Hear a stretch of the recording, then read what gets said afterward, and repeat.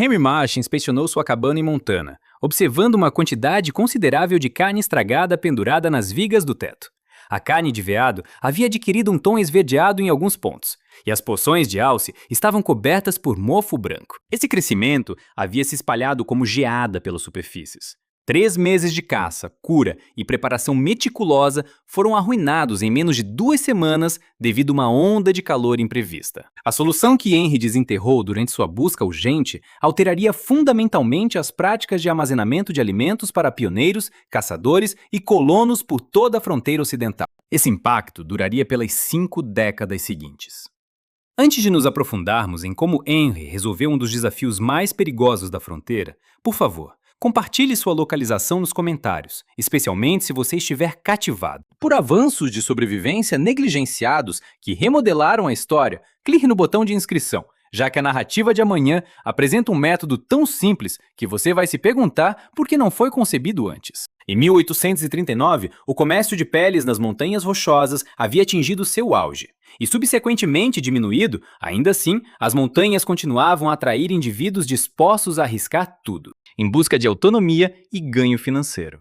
Henry Marsh estava entre esses indivíduos, apesar de sua chegada ter ocorrido depois dos renomados caçadores cujas façanhas populariam os relatos históricos. Ele havia viajado para o oeste em 1836, aos 24 anos de idade, vindo da Pensilvânia, onde sua família cultivava um terreno rochoso em encosta que mal produzia o suficiente para a subsistência.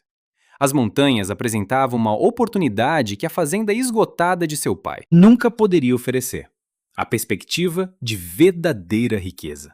Henry não era um homem da montanha célebre. Ele nunca serviria como batedor do exército, lideraria comboios de carroças, nem teria suas aventuras documentadas em romances populares de baixo custo.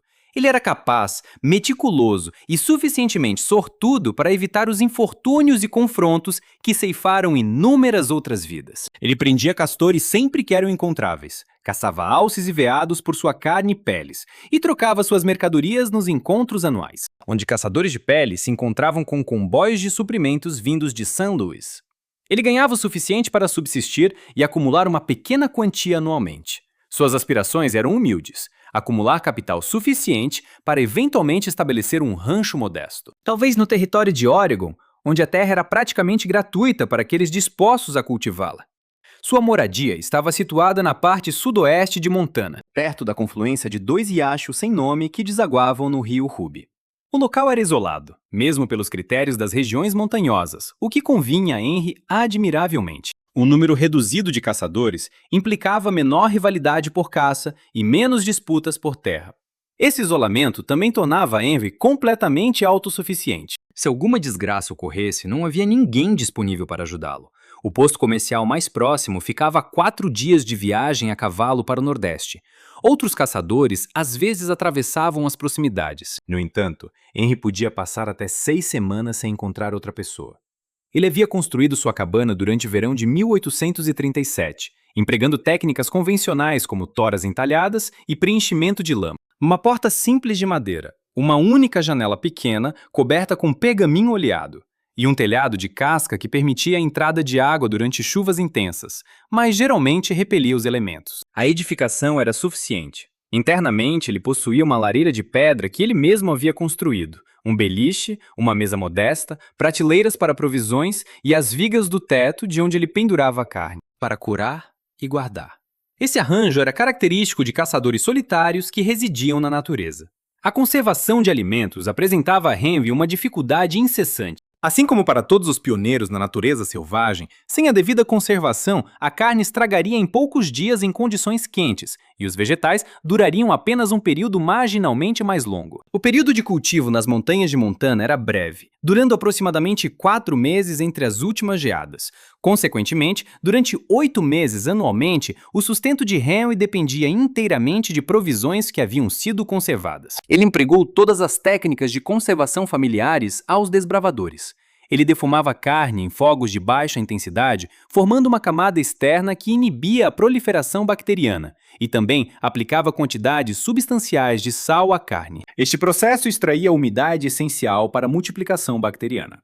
Além disso, ele secava bagas e raízes comestíveis ao sol e mantinha certos alimentos em recipientes submersos na água gelada do riacho perto de sua moradia. Embora cada técnica oferecesse um certo nível de eficácia, cada uma também apresentava consideráveis restrições. Defumar carne, por exemplo, exigia supervisão contínua e condições atmosféricas particulares. Este procedimento envolvia vários dias de manutenção de um calor suave e constante, permitindo que a fumaça infundisse o exterior da carne. Se o fogo ficasse excessivamente quente, a carne cozinharia em vez de passar pelo processo de cura. A interrupção prematura do processo de defumação resultava em conservação inadequada. Além disso, a chuva tinha o potencial de estragar uma quantidade inteira ao introduzir umidade, o que promovia o crescimento de bolor. Rajadas de vento eram capazes de espalhar brasas em vegetação ressecada, incendiando chamas que punham em perigo todo o acampamento. Henry, em várias ocasiões, sofreu perdas de carne devido a essas mesmas dificuldades. A salga provou ser mais eficaz, mas exigia sal, que era caro e difícil de transportar. Nos postos de troca, o sal custava 50 centavos por 0,45 kg, e Henry precisava de entre 9 e 14 kg anualmente. Garantir provisões de carne suficientes consumia uma parte substancial dos seus ganhos anuais com o comércio de peles. Além disso, a salga excessiva tornava a carne quase imprópria para consumo. A menos que fosse mergulhada em água fresca por várias horas antes de cozinhar, um processo que exigia um planeamento considerável das refeições, a carne ficava tão rígida quanto madeira devido ao sal extrair tanta umidade. Exigia fervura prolongada para torná-la palatável.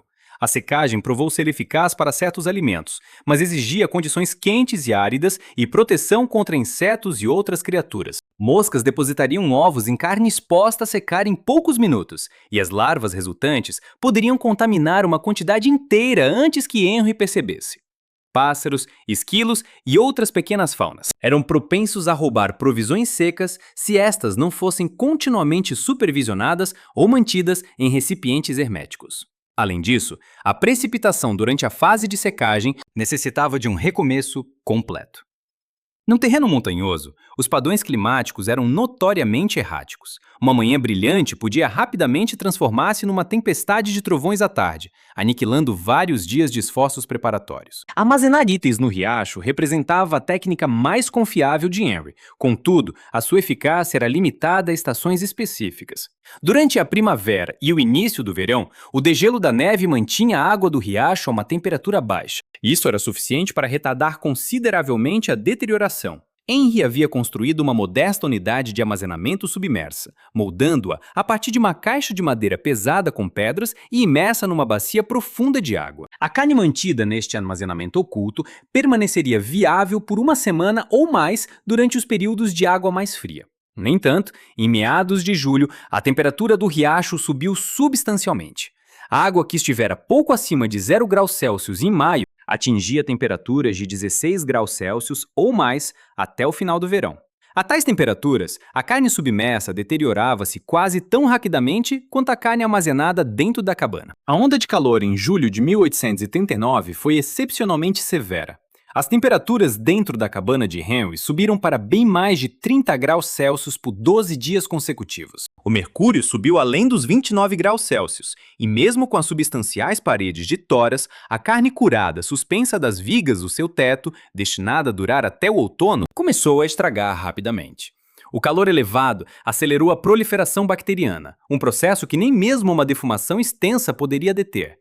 Em menos de 2 semanas, as provisões, que representavam 3 meses de caça árdua, estavam completamente arruinadas. Henry já havia enfrentado dificuldades antes, mas este evento em particular foi desastroso. Era o fim de julho. A temporada de caça ao alce não começaria antes de setembro. O número de veados locais era escasso devido à caça excessiva por numerosos armadilheiros nos anos anteriores. Ele possuía, no máximo, o equivalente a 6 semanas de sustento, desde que gerisse suas porções com prudência. Após esse período, ele seria confrontado com um dilema. Ou empreender uma caça de emergência perigosa no final do verão, quando a caça selvagem era rara, ou embarcar na jornada de 4 dias até o posto de troca, para adquirir provisões a custos exorbitantes, o que esgotaria a maior parte de seus fundos acumulados. Henry estava sentado do lado de fora de sua moradia na noite seguinte a encontrar a carne estragada, esforçando-se para ponderar suas alternativas, nenhuma das quais parecia favorável. Ele poderia tentar caçar apesar das circunstâncias adversas, mas a caça de verão era notoriamente desafiadora. As criaturas migravam para altitudes mais elevadas, em busca de temperaturas mais baixas e pastagens superiores. Elas estavam dispersas e cautelosas. Um indivíduo poderia passar várias semanas num terreno elevado e voltar de mãos vazias. Ele tinha a opção de viajar até o posto de troca, mas adquirir alimentos preservados suficientes para durar até o período de caça incorreria em uma despesa mínima de 200 euros, representando a maior parte de suas economias acumuladas. Alternativamente, ele poderia tentar armadilhar castores com grande intensidade e trocar suas peles por sustento. No entanto, os castores eram agora incomuns em sua vizinhança, após anos de armadilhagem extensiva. Na manhã seguinte, Henry seguiu em direção ao seu esconderijo à beira do riacho para recuperar as provisões limitadas guardadas lá que ainda poderiam estar aptas para consumo. O esconderijo estava situado dentro de um poço profundo, onde uma rocha substancial redirecionava o fluxo, formando uma zona tranquila com velocidade de água reduzida. Ele entrou no poço, avaliando a temperatura da água. Estava distintamente mais morna do que em junho, suficientemente quente para tornar suas provisões submersas provavelmente inutilizáveis. Ele puxou o recipiente de madeira. A carne dentro havia começado a apodrecer, apesar de sua imersão. Ele jogou-o na margem do rio em exasperação. Enquanto permanecia no riacho contemplando sua situação, ele observou algo peculiar. Aproximadamente 18 metros rio abaixo, uma barragem de castores havia cedido parcialmente durante a inundação da primavera e não havia sido consertada. Os castores, aparentemente, haviam abandonado aquela barragem específica e se mudado. No ponto onde a barragem havia rompido, a água havia erudido um canal através do barranco, revelando uma seção transversal geológica do solo, com alguns metros de profundidade. Henry podia discernir estratos claros dentro da terra exposta, camada superficial do solo e raízes de vegetação perto do exterior, seguido por um extrato de matéria orgânica mais escura, e então uma veia de argila avermelhada que se estendia para baixo até onde sua vista permitia no barranco. Ele se aproximou para examinar o caído segmento mais minuciosamente. O extrato de argila despertou seu interesse, pois lhe trouxe à mente os depósitos argilosos perto da propriedade agrícola de sua família na Pensilvânia. Seu pai sempre reclamava da terra argilosa, ser árduo de cultivar. No entanto, Henry lembrou que a área de armazenamento subterrânea escavada na argila mantinha consistentemente uma temperatura notavelmente baixa, mesmo em meio ao calor do verão. Ele estendeu a mão para o barranco exposto e enfiou a mão no extrato de argila. A argila parecia gelada contra sua pele, distintamente mais fria do que o ar ambiente ou a terra superficial. Henry escavou mais com as mãos. Extraindo pedaços da terra avermelhada a aproximadamente 15 centímetros da margem, a argila parecia ainda mais fria. A uma profundidade de 30 centímetros, estava suficientemente gelada que segurá-la nas mãos por 1 minuto fazia seus dedos ficarem desconfortáveis. Ele observou a barragem de castor arruinada, o aterro de argila exposto e a água morna do riacho, que agora era incapaz de manter suas provisões frescas. A argila fresca, de alguma forma, fez lembrar do porão de raízes de seu pai na Pensilvânia. Aquela área de armazenamento, em particular, havia sido escavada profundamente em terra rica em argila. Os produtos ali guardados permaneciam viáveis por vários meses. Batatas, nabos, cenouras e até certos cortes de carne embalados mantinham-se frescos consideravelmente mais tempo do que quaisquer itens armazenados acima da superfície. Henry dedicou o resto daquele dia a contemplar a argila fresca. Sem qualquer formação científica ou de engenharia formal, ele não estava familiarizado com os princípios da massa térmica ou por que o solo mantinha temperaturas consistentes abaixo de certas profundidades. No entanto, sua experiência prática o havia ensinado que o porão de raízes de seu pai funcionava excepcionalmente bem. Além disso, aquele porão havia sido escavado em terra argilosa bastante semelhante ao que ele havia encontrado recentemente perto de seu riacho. A ligação pareceu autoevidente assim que ele a estabeleceu. Se a argila permanecia fria sob a superfície e baixas temperaturas inibiam a deterioração dos alimentos, então talvez ele pudesse escavar seu próprio espaço de armazenamento refrigerado dentro da camada de argila perto de sua moradia. O conceito parecia quase excessivamente simples. Todo caçador sabia que as cavernas permaneciam frescas durante o verão. Alguns indivíduos conservavam provisões em cavernas naturais sempre que as encontravam. No entanto, cavernas eram incomuns e frequentemente habitadas por ursos ou outras criaturas, tornando-as perigosas para uso. O que Henry estava contemplando era, em essência, construir uma caverna artificial. Uma escavação suficientemente profunda em terra argilosa para acessar a região fria que ele havia encontrado ao cavar no aterro de Castor Caído. Se isso se mostrasse bem-sucedido, ele teria um armazenamento a frio duradouro, independente da temperatura da água do riacho ou de raras cavernas naturais. Na manhã seguinte, Henry começou seu teste inicial. Ele escolheu um local a aproximadamente 27,5 metros de sua cabana, situado em uma elevação suave que impediria o acúmulo de água durante chuvas intensas. Este local era suficientemente próximo para ser prático, mas distante o suficiente para que qualquer escavação não comprometesse a base de sua cabana. Ele possuía uma pá, um implemento fundamental que todo homem da fronteira tinha para diversas tarefas de acampamento. Ele nunca havia empregado para tal empreendimento, mas ela teria que ser suficiente. Ele começou a cavar. A camada mais superficial da terra era simples, consistindo de solo solto misturado com raízes de grama e matéria orgânica. Ele rapidamente removeu isso, empilhando-o por perto. Abaixo do solo superficial, ele encontrou um terreno mais firme, uma mistura de pequenas pedras e terra compactada. Isso se mostrou mais desafiador, mas ainda assim realizável. Tendo escavado a uma profundidade de aproximadamente 60 centímetros, ele atingiu a argila. A argila era compacta e pesada, exigindo considerável esforço para fragmentá-la com a pá. Cada pá cheia era espessa e aderente, aderindo à lâmina e exigindo raspagem para sua remoção. Henry trabalhou por 6 horas naquele dia inicial, abrindo uma abertura de aproximadamente 1,2 metros quadrados e 0,9 metros de profundidade. Ao anoitecer, suas mãos estavam em carne viva e suas costas doíam, do contínuo abaixar e levantar. Ele não estava acostumado a esse tipo de esforço manual prolongado. A caça com armadilhas e a caça envolviam percorrer distâncias consideráveis e períodos intermitentes de atividade extenuante, mas não o estresse monótono de uma escavação incessante. Ele descansou mal naquela noite, sua musculatura resistindo a cada movimento. No segundo dia, ele persistiu em escavar, penetrando mais fundo na camada de argila. A uma profundidade de 1,2 metros, estendeu a mão e tocou a argila na base de sua escavação. Parecia distintamente mais fria do que o nível do solo. No entanto, não estava tão frio quanto ele esperava. Ele continuou seus esforços de escavação. Ao atingir uma profundidade de 1,5 metros, a variação de temperatura tornou-se mais evidente. A argila estava bastante fria. Estava suficientemente frio para causar desconforto se tocado por longos períodos. Henry decidiu avaliar sua escavação de 1,5 metros de profundidade antes de prosseguir com qualquer escavação adicional. Ele envolveu uma porção da carne de veado comestível restante em um pano de lona e a posicionou na base da cavidade.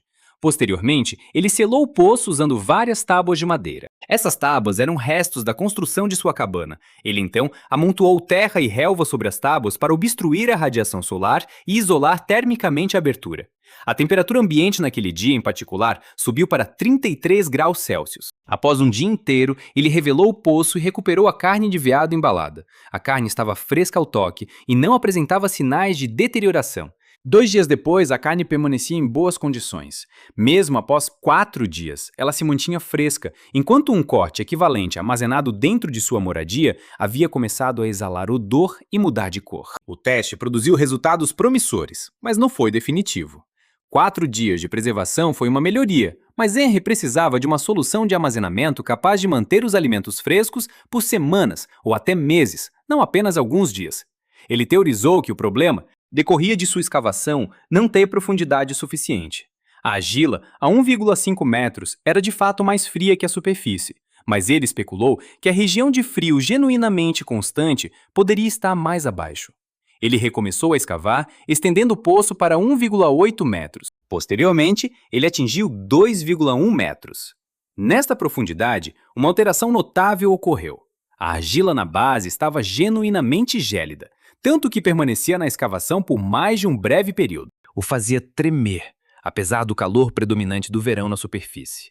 Ele conduzia um experimento adicional, incorporando tanto proteína animal quanto produtos agrícolas. Ele posicionou carne de veado embalada, uma quantidade de batatas, juntamente com um cacho de cebolas selvagens, na base do poço de 2,1 metros de profundidade. Ele então selou a abertura e observou. Após 7 dias, cada item alimentar ainda estava em estado impecável. Após 14 dias, a carne não apresentava sinais de deterioração e os vegetais mantinham sua firmeza e frescor. Após 3 semanas, todo o conteúdo permanecia apto para consumo.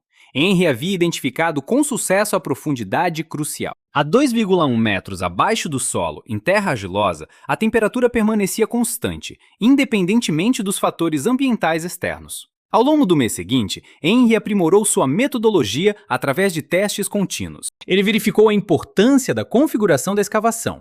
Seu poço original de formato quadrado sofria de movimento de ar inadequado em seus cantos. Consequentemente, ele revisou o layout, criando uma vala retangular, medindo aproximadamente 1,8 metros de comprimento, 1,2 metros de largura e 2,1 metros de profundidade. Esta forma alongada facilitou uma melhor organização dos bens armazenados e melhorou a circulação do ar. Ele também percebeu a importância vital da drenagem. Mesmo a 2,1 metros abaixo da superfície, a água podia permear a argila durante chuvas intensas. Ele escavou uma modesta bacia de coleta em uma extremidade do poço, um recesso 15 centímetros mais profundo que o piso principal. Esta bacia servia como um ponto onde qualquer água acumulada se reuniria, permitindo sua remoção. Sua prioridade subsequente tornou-se a aeração. Selar o poço completamente fazia com que a umidade dos próprios alimentos ficasse presa, levando à condensação que promovia o desenvolvimento fúngico. Ele perfurou múltiplas aberturas em sua tampa de madeira e inseriu caules ocos para facilitar a circulação do ar, excluindo simultaneamente precipitação e pragas. Este sistema de aeração efetivamente impedia o acúmulo de umidade, sem elevar substancialmente a temperatura interna. Ele testou várias técnicas de cobertura, finalmente adotando um método que envolvia tábuas de madeira robustas, cobertas com lona, seguidas por uma camada de terra e, finalmente, relva. Este método em camadas oferecia isolamento térmico, resistência à água e camuflagem. No final de setembro de 1839, Henry havia concluído o que considerava seu projeto definitivo. A escavação estendia-se por 1,83 metros de comprimento. Tinha 1,22 metros de largura e 2,13 metros de profundidade no seu nível principal, apresentando um poço extra de 15 centímetros numa das extremidades para remoção de água. As paredes, feitas de argila lisa, foram meticulosamente moldadas com a sua pá para evitar que qualquer material solto caísse no compartimento de armazenamento. Ele havia descoberto que superfícies irregulares liberavam continuamente pequenas quantidades de argila, estragando assim as provisões preservadas. Alisar as paredes exigiu um esforço adicional, mas resolveu este problema. A entrada era facilitada por uma passagem vertical em vez de uma abertura inclinada. Um ponto de entrada inclinado teria simplificado a entrada e saída. No entanto, também teria permitido que o ar mais quente descesse para a cavidade. O objetivo de Henry era reter o ar fresco na base. Ele construiu uma escada usando rebentos de pinheiro, amarrados com tiras de couro, oferecendo um meio para descer e recolher provisões sem comprometer a consistência térmica da escavação. A escada permaneceu fixa, posicionada e apoiada contra uma única parede. O mecanismo de cobertura protetora era avançado para uma estrutura construída na fronteira. A camada fundamental compreendia 8 tábuas substanciais, cortadas de troncos de pinho. Cada tábua media aproximadamente 7,6 centímetros de espessura, 30,5 centímetros de largura e 2,13 metros de comprimento. As tábuas encaixavam-se perfeitamente, deixando apenas pequenos espaços entre elas. Henry havia feito encaixes de macho e fêmea ao longo dos seus perímetros, garantindo que cada tábua se encaixasse com as adjacentes. Este design impedia que a distorção formasse aberturas suficientemente largas para a penetração de criaturas. Acima dessas tábuas, ele estendeu uma lona substancial, adquirida na estação de comércio precisamente para esta função. A lona era de tecido de pato robusto, tornada impermeável com uma mistura de óleo de linhaça e alcatrão de pinho que ele havia aquecido juntos. Por cima da lona, ele amontoou 15 centímetros de terra, compactando-a solidamente. A terra oferecia inércia térmica, o que regulava ainda mais a temperatura e protegia a lona de danos. Acima da terra, ele colocou seções de relva colhidas do pasto adjacente. Em questão de semanas, a vegetação enraizar-se-ia e floresceria, fazendo com que toda a cobertura se fundisse imperceptivelmente com o terreno circundante. A uma distância de 3 metros, a escavação oculta era quase indetectável. Apenas um indivíduo precisamente ciente da sua localização discerniria a elevação subtil e retangular que indicava sua posição. Dentro da cavidade, Henry estabeleceu estruturas organizacionais. Ele construiu unidades básicas de prateleiras a partir de pedras planas dispostas em pilhas verticais, com tábuas finas posicionadas horizontalmente sobre elas. Estas prateleiras geraram vários níveis de armazenamento, otimizando assim o volume de armazenamento do poço. Ele alocou zonas distintas para várias categorias de alimentos. Carnes embaladas eram colocadas nas prateleiras mais altas, onde o movimento do ar era mais eficaz. Vegetais tuberosos eram posicionados diretamente na base de argila, onde os níveis de umidade estavam no seu pico. Provisões desidratadas eram armazenadas em recipientes herméticos nas prateleiras intermediárias. Ele descobriu pela prática que certos alimentos não deveriam ser mantidos próximos. Cebolas, se colocadas perto de batatas, induziriam a brotação precoce nestas últimas. Itens com odor forte, como peixe curado, contaminariam outros bens, a menos que estivessem adequadamente selados. Todo o empreendimento, desde a sua ideia preliminar até a sua conclusão final, durou 6 semanas. E custou a Henry uma despesa aproximada de 30 euros em suprimentos, principalmente para lona, cordame e vários ganchos de ferro que ele fixou nas paredes do poço para pendurar artigos. A verdadeira avaliação ocorreu em dezembro de 1839. Henry caçou com sucesso durante outubro e novembro, aproveitando a migração de alces de outono em sua região. Ele havia abatido 3 alces e 4 veados. Isso representava significativamente mais carne do que ele poderia comer antes da primavera. Em anos anteriores, tal quantidade teria representado um desafio de preservação intransponível. Ele teria sido obrigado a defumar ou salgar tudo de uma vez, um procedimento que teria ocupado semanas e esgotado todo o seu estoque de sal. Em vez disso, ele simplesmente envolveu a carne em lona. Ele então a baixou para seu poço e a colocou nas prateleiras elevadas que havia construído. Em meados de dezembro, as temperaturas noturnas caíam consistentemente abaixo de 0 graus Celsius. Os riachos ficaram completamente congelados e a neve se acumulou a profundidade de 0,9 metros em certos pontos ao redor de sua moradia. Consequentemente, as técnicas convencionais de armazenamento de alimentos tornaram-se pouco confiáveis. Em condições extremamente frias, a carne defumada suspensa dentro de uma cabana não aquecida congelaria solidamente, o que, embora a preservasse, a tornava difícil de cortar em porções para cozinhar. A carne mantida ao ar livre seria vulnerável a lobos e outros predadores, que estavam desesperados por sustento durante o inverno rigoroso. O poço de Henry, no entanto, permaneceu enterrado sob a neve e isolado pelo solo congelado. Ele mantinha uma temperatura consistente. Ele descia ao poço a cada poucos dias para coletar provisões. A escada estava ocasionalmente escorregadia com gelo. No entanto, o interior do poço permaneceu notavelmente estável. A temperatura, 2,1 metros abaixo do solo, nunca variou mais do que alguns graus Celsius, independentemente das condições acima do solo. Quando a temperatura do ar externo era de menos 26 graus Celsius, a temperatura do poço permanecia em torno de 4 graus Celsius, mesmo quando um curto período de aquecimento em janeiro fez as temperaturas subirem. Acima do ponto de congelamento por vários dias, o poço permaneceu fresco. Henry entendeu que havia descoberto algo significativo. Em profundidades subterrâneas adequadas, a temperatura era quase inteiramente inalterada pelo clima da superfície. A carne guardada em seu poço permaneceu fresca durante todo o inverno. Em fevereiro, ele recuperou carne de veado que ele havia guardado em outubro, mais de 4 meses antes. A carne não apresentava sinais de queimadura de congelador, descoloração ou qualquer deterioração. Estava tão intocada quanto no dia em que ele caçara o veado. Seus vegetais de raiz, mantidos na base do poço, permaneceram firmes e próprios para consumo. Batatas, que teriam brotado ou apodrecido em sua cabana, duraram meses nas condições frescas e úmidas do chão do poço. Cenouras mantiveram sua crocância e até cebolas selvagens permaneceram viáveis por consideravelmente mais tempo do que o armazenamento convencional. Técnicas permitiam. Outros caçadores de peles às vezes atravessavam o território de Henry durante o inverno, seja verificando armadilhas ou movendo-se entre acampamentos. Henry estendia a hospitalidade, como era o costume da fronteira. Ele compartilhava comida e abrigo com esses viajantes. Esses hóspedes consistentemente comentavam sobre a excelência das provisões de Henry. Carne fresca em fevereiro era incomum, pois a maioria dos caçadores de peles estava consumindo carne seca fortemente salgada ou pemmican desidratado em meados do inverno. alimentos que, embora nutritivos, eram quase sem sabor e difíceis de mastigar.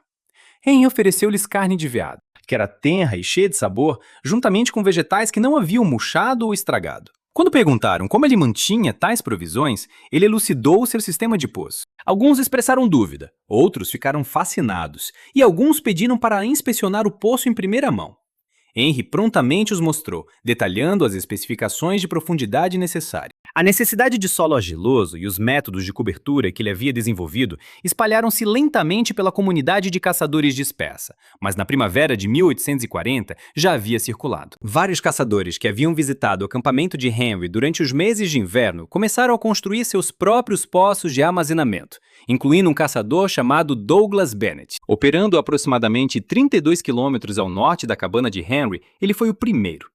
Bennett havia passado uma única noite no acampamento de Henry em janeiro e ficara muito impressionado. Ele ficou impressionado tanto com a excelência das provisões de alimentos de Henry, quanto com a simplicidade da técnica de armazenamento. Em março, assim que o solo descongelou o suficiente para cavar, Bennett começou seu próprio poço, mas cometeu erros. Estes eram erros que Henry já havia aprendido a evitar. Seu poço inicial tinha apenas 1,5 metros de profundidade, não conseguindo atingir a zona fria estável. Alimentos armazenados lá duravam mais do que no armazenamento superficial. No entanto, ainda estragava em semanas. Bennett escavou mais fundo, eventualmente atingindo 2,1 metros, e descobriu a mesma consistência de temperatura que Henry havia encontrado. Bennett também negligenciou inicialmente a drenagem adequada, o que resultou em um poço inundado após a primeira chuva forte da primavera. Ele, subsequentemente, instalou um sistema de sumidouro, semelhante ao projeto de Henry. Isso resolveu o problema. Em maio, Bennett possuía um poço de armazenamento a frio funcional e estava compartilhando entusiasticamente os detalhes da técnica com outros caçadores. A inovação se disseminou através de demonstrações práticas, em vez de qualquer instrução formal. Caçadores que observaram os poços e provaram a comida preservada rapidamente se converteram. Eles construíram suas próprias versões, adaptando o projeto às suas localizações e requisitos específicos, e trocaram suas descobertas com outros. Certas modificações aprimoraram o conceito original. Um caçador conhecido como Thomas Webb descobriu que revestir as paredes do poço com pedras planas impedia que a argila erodisse gradualmente e contaminasse os alimentos. Outro caçador, Jack Morrison, desenvolveu um sistema de corda e polia que tornava a descida e subida de itens pesados significativamente mais fácil do que subir uma escada carregado com suprimentos. Este método, no entanto, revelou suas limitações à medida que mais indivíduos o tentavam. Nem todas as variedades de solo funcionavam com a mesma eficácia. Solo arenoso não conseguia reter sua estabilidade estrutural em profundidades de 2,1 metros. As paredes desabariam sem reforço substancial. Terreno rochoso provou ser extremamente desafiador para escavar manualmente. Um indivíduo poderia passar várias semanas cavando um poço em terreno rochoso. O tipo de solo ideal era argila, ou argila misturada com um pouco de franco arenoso, para facilitar a escavação. Caçadores situados em regiões que careciam de solo apropriado não podiam empregar essa técnica, embora alguns se esforçassem para construir equivalentes acima do solo. Essas construções, apresentando paredes de pedra robustas e telhados cobertos de terra, funcionavam razoavelmente bem, mas nunca atingiram a temperatura consistente dos verdadeiros poços subterrâneos. A localização era criticamente importante. Poços escavados em zonas baixas, onde a água se acumulava naturalmente, inundariam repetidamente e se tornariam impraticáveis. Poços situados em declives exigiam atenção meticulosa aos sistemas de drenagem. O local perfeito era um terreno ligeiramente elevado, com drenagem natural eficaz. Estar perto da cabana oferecia conveniência. No entanto, poços escavados muito perto poderiam comprometer as toras da fundação. A maioria dos construtores bem-sucedidos posicionava seus poços entre 18 e 46 metros de suas construções principais. Em 1841, o que os caçadores chamavam de poços de pântano já havia. Ganhou considerável prevalência nas montanhas rochosas do norte. Embora nem todo caçador de peles construísse um, aqueles que o fizeram consistentemente observaram melhorias significativas em sua capacidade de preservar alimentos e em suas chances de sobreviver ao inverno. O método pioneiro de Henry influenciou mais do que apenas os caçadores de peles, particularmente à medida que o comércio de peles diminuiu constantemente ao longo da década de 1840. Consequentemente, numerosos ex-caçadores de peles mudaram para profissões alternativas na fronteira. Alguns encontraram trabalho como guias para comboios de carroças, enquanto outros montaram postos de comércio ou fazendas modestas. Alguns se tornaram garimpeiros quando as descobertas de ouro começaram a atrair multidões para o oeste. Esses indivíduos trouxeram sua experiência em armazenamento a frio para novas situações, disseminando-a entre as ondas subsequentes de colonos. Colonizadores que estabeleciam lares nas regiões de Montana, Wyoming e Idaho durante as décadas de 1850 e 1860 descobriram que as adegas de raiz típicas, que funcionavam bem o suficiente nos climas mais amenos do leste, frequentemente se mostravam inadequadas para severas flutuações climáticas do oeste montanhoso. As temperaturas de verão podiam subir para 38 graus Celsius, enquanto os invernos podiam cair para menos 34 graus Celsius. As instalações de armazenamento de alimentos tinham que lidar com ambos os extremos desse espectro. Ex-caçadores de peles que haviam construído ou utilizado poços de armazenamento introduziram este método às comunidades agrícolas. O design desses poços profundos de argila foi considerado perfeito para armazenar alimentos em propriedades rurais, e os colonos adaptaram a ideia fundamental para fins agrícolas. Famílias rurais exigiam armazenamento para maiores volumes e tipos mais diversos de alimentos do que os caçadores de peles individuais. Então, eles construíram poços maiores, alguns atingindo 3 metros por 3,7 metros e 2,4 metros de profundidade. Eles incorporaram escadas de pedra permanentes, em vez de escadas de mão para facilitar a entrada, e construíram mecanismos de cobertura mais sofisticados, apresentando entradas articuladas e estruturas robustas. Certas famílias ergueram construções modestas acima de seus poços, parecendo pequenos anexos, mas servindo como estruturas de acesso para compartimentos de armazenamento subterrâneos. O princípio central permaneceu constante: escavar suficientemente fundo na terra argilosa para atingir temperaturas consistentemente baixas, garantindo drenagem e fluxo de ar adequados e protegendo a entrada dos elementos e da vida selvagem. Este método preservou vidas durante invernos rigorosos e períodos de seca. Famílias que possuíam armazenamento a frio suficiente, capacidade, foram capazes de manter a carne do abate de outono fresca durante todo o inverno e até a primavera. Eles também podiam armazenar vegetais de raiz colhidos no outono e ainda possuir provisões comestíveis em março ou abril, uma época em que os suprimentos geralmente diminuíam. Em anos de colheita ruim ou caça escassa, a capacidade de conservar o pouco alimento acessível determinava o resultado entre sobreviver e perecer de fome. Documentos históricos dos territórios de Montana e Wyoming contêm numerosos relatos de famílias que suportaram invernos rigorosos, precisamente porque seu armazenamento subterrâneo impedia a deterioração dos alimentos. Em 1860, este método havia se expandido para além das áreas montanhosas. Colonos no leste de Montana e nas Dakotas, onde a terra rica em argila era prevalente e as variações de temperatura eram extremas, adotaram o armazenamento subterrâneo a frio como uma prática rotineira. Alguns agricultores em Kansas e Nebraska construíram estruturas comparáveis. O design provou ser eficaz onde quer que houvesse solo apropriado e flutuações consideráveis de temperatura.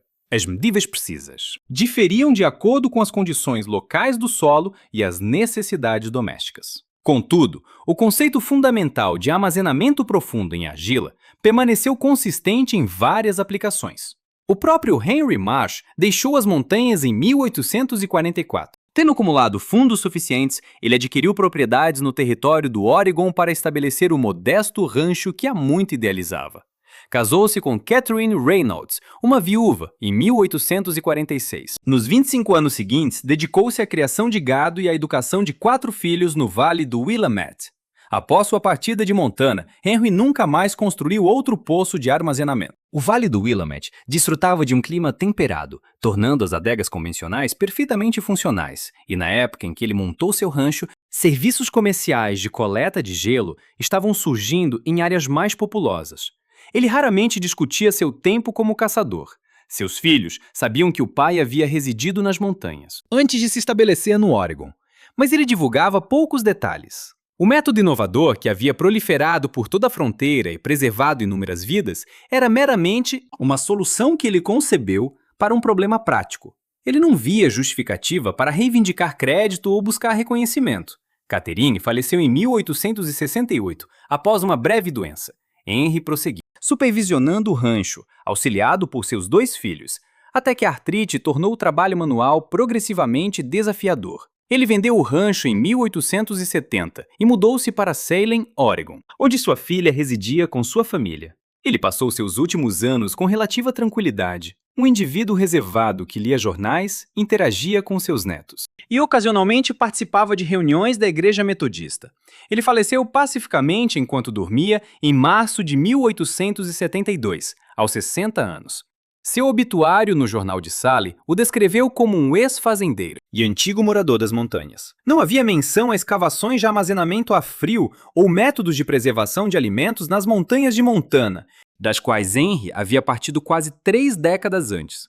Seus poços iniciais permaneceram intactos. A cabana desintegrou-se durante a década de 1850, suas madeiras apodrecendo e o telhado desabando, como invariavelmente acontece com construções negligenciadas. No entanto, 2,1 metros abaixo da superfície, o poço de argila manteve sua integridade estrutural. Residentes posteriores da vizinhança o encontraram e utilizaram. Durante a década de 1860, um garimpeiro guardou provisões ali durante um inverno enquanto garimpava ouro nos cursos d'água adjacentes. Um grupo de caça, na década de 1870, o empregou para conservar carne de alce durante uma longa estadia. A escavação necessitava de manutenção periódica, como remoção de detritos e reparo de sua cobertura. Mas sua estrutura central não exigiu reconstrução. Escavações comparáveis, dispersas pelas regiões das montanhas rochosas do norte e do oeste montanhoso, beneficiaram seus criadores e usuários sucessivos por muitas décadas. Algumas continuaram a operar eficazmente até o início do século XX, muito depois de os sistemas de refrigeração comerciais terem se tornado difundidos nos centros urbanos. Ranchos distantes e propriedades isoladas persistiram no emprego de armazenamento subterrâneo a frio, pois era eficaz, não exigia manutenção mecânica e não incorria em despesas operacionais uma vez construído. Este método tornou-se tão comum em certas áreas que sua origem inovadora foi esquecida. Era simplesmente a prática estabelecida, semelhante a fazer entalhes em toras ou construir lareiras de pedra. Henry Marsh permaneceu alheio à influência completa de seus métodos. Ele nunca descobriu quantas pessoas criaram poços, seguindo seu projeto, ou o número de vidas prolongadas devido à comida permanecer fresca, graças às técnicas de preservação que ele havia concebido. Ele faleceu convencido de que havia abordado suficientemente um desafio pessoal e que apenas havia compartilhado a solução com um punhado de colegas caçadores. O impacto histórico real, no entanto, foi consideravelmente maior. Impulsionado por uma necessidade urgente de salvar carne em decomposição, um homem sem saber descobriu os conceitos fundamentais de inércia térmica e calor subterrâneo constante, o que, subsequentemente, moldou os métodos de construção de assentamentos pioneiros. Esta inovação também revolucionou a preservação de alimentos para gerações futuras. A mesma argila que quase o levou à morte por inanição acabou por se tornar a substância que preservou a sua vida e as vidas de centenas de outros que emularam seus métodos, na implacável vastidão montanhosa.